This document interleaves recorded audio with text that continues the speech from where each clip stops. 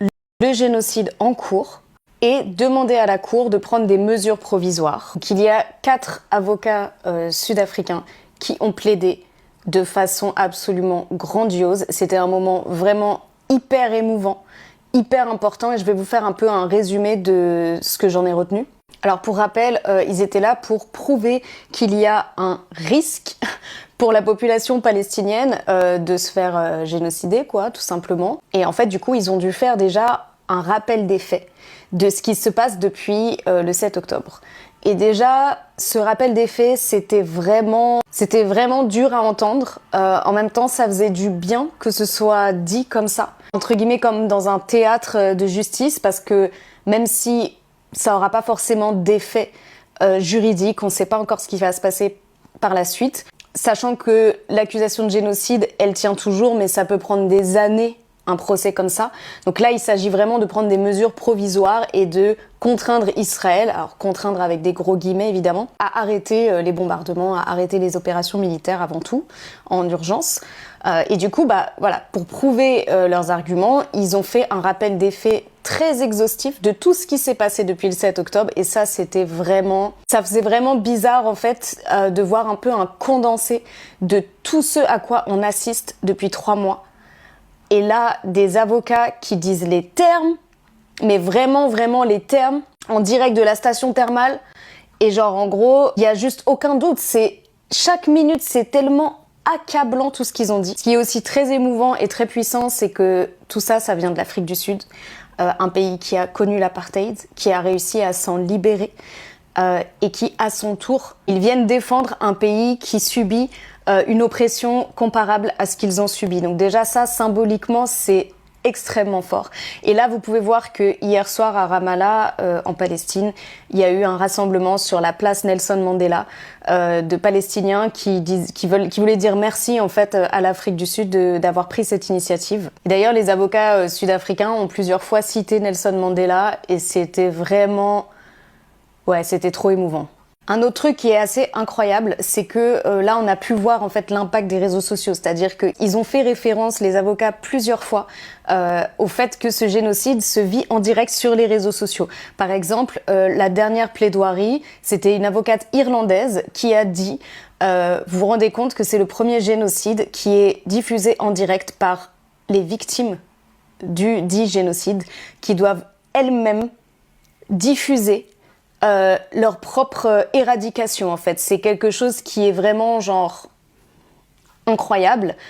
Et par ailleurs en fait, vous savez, tous les TikTok de l'armée israélienne, etc., c'est aussi des choses qu'ils ont utilisées comme preuve.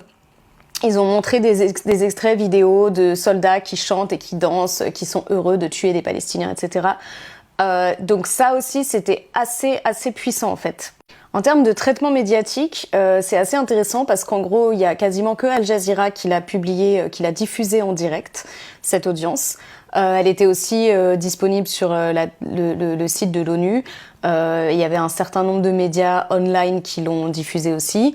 Mais les médias français et tous les CNN et tous les France 24, ce que vous voulez, ah non, apparemment, c'était pas l'événement non plus du jour, quoi. Je vais dire, bon, l'Afrique du Sud qui accuse Israël de génocide à la Cour internationale de justice, oui, bon, on va en parler vite fait comme ça dans les infos, et encore, quoi.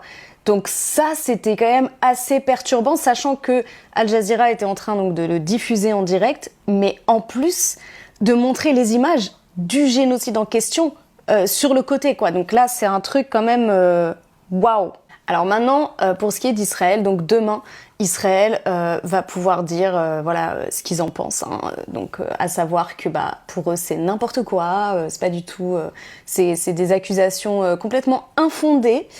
Et du coup demain ils vont faire donc leur plaidoirie à eux pour se défendre. Donc évidemment tout le monde a une petite idée de qu'est-ce qu'ils vont dire, quels sont leurs arguments, quels sont leurs éléments pour se défendre. Et en fait, ce qui est intéressant, c'est que les avocats sud-africains ont anticipé un peu tous les arguments que Israël pourrait avancer. Je vais vous partager quelques réflexions de Nimer Sultani, qui est professeur de droit à SOAS en Angleterre. Déjà, ils ont rappelé que toute cette histoire n'avait absolument pas commencé le 7 octobre. Ils ont fait un rappel historique des 75 ans d'oppression et d'occupation. Ensuite, ils ont rappelé de façon très extensive comment tous les leaders politiques israéliens avaient fait des déclarations qui trahissent une intention de génocide. Et en fait, ils ont déjà commencé, les Israéliens, à dire « Non, mais ça, c'était pris hors de contexte, on n'a pas vraiment dit ça » et tout. Genre, ils ont commencé leur gaslighting de l'extrême. Mais évidemment, les avocats sud-africains ont anticipé ça. Par exemple ici, où il a dit tout simplement, en fait, si, c'est des officiels de l'État qui l'ont dit, donc en fait, s'ils voulaient pas le dire, ils avaient qu'à pas le dire. Enfin, en fait, c'est très simple. On s'attend aussi à ce que Israël montre des vidéos du 7 octobre, mais encore une fois, les Sud-Africains ont bien expliqué que peu importe les actions du Hamas, Israël n'a aucune excuse pour commettre un génocide. Et que donc l'argument de l'autodéfense n'a absolument aucun sens et est irrecevable. Et maintenant, si la CIJ prend des mesures contre Israël, cela obligerait tous les pays partis à la Convention sur le génocide, comme l'Afrique du Sud, à s'acquitter de leurs obligations de prévenir le génocide, d'agir contre les actions d'Israël et de protéger les Palestiniens. Et ça devrait aussi déclencher des réflexions chez les gouvernements et les médias qui ont soutenu Israël inconditionnellement depuis le début, parce qu'en fait, ils ont soutenu un génocide. Voilà. En conclusion, merci à l'Afrique du Sud. Je pense que Mandela serait très heureux, s'il était encore vivant, de pouvoir assister à cette scène, parce qu'il